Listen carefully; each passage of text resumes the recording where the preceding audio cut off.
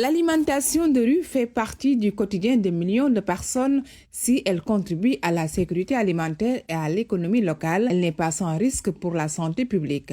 Déjà en 2015, les estimations de l'Organisation mondiale de la santé en Afrique, plus de 91 millions de personnes tombent malades chaque année à cause de ces maladies d'origine alimentaire, entraînant 137 000 décès, soit un tiers de la mortalité mondiale liée à ces maladies.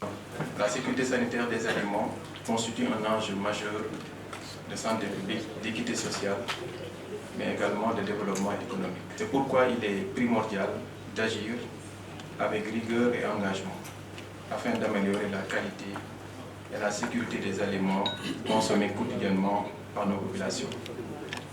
La restauration de rue constitue également une pratique pour de nombreuses familles, pour qui ça représente véritablement un défi pour nos autorités en matière de sécurité et de contrôle sanitaire. Et dans le cadre de ce projet qui est soutenu par le Grand-Duché de Luxembourg et mis en œuvre par la FAO, un processus inclusif et participatif a été engagé visant à renforcer la réglementation des pratiques d'hygiène.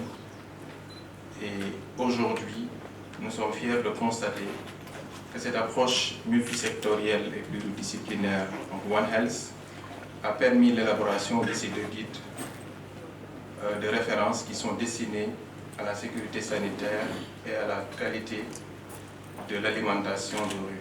Face à ces enjeux, la FAO et les autorités gouvernementales ont collaboré à améliorer les systèmes de gestion de la sécurité alimentaire et de la qualité des aliments. Nous sommes dans le cadre de la validation du guide de référence, de deux guides de référence, l'un pour le contrôle officiel et l'autre en destination des acteurs. Il s'agit en fait de disposer d'outils qui permettront aux services officiels de contrôle de réaliser ces missions régaliennes d'inspection. Et de l'autre côté, c'est permettre aux différents acteurs de disposer d'outils qui leur permettent de travailler de sorte à ce que les aliments ne rendent pas malades. Ce travail-là a été fait à l'issue d'une première activité qui a concerné à faire le diagnostic, identifier les différents problèmes au niveau de la restauration de rue, tant chez les acteurs qui vendent sur le marché que dans le contrôle officiel. Une fois les problèmes identifiés, donc les gaps, il a été proposé des solutions. Et ce sont ces solutions-là qui ont été compilées dans le cadre des guides.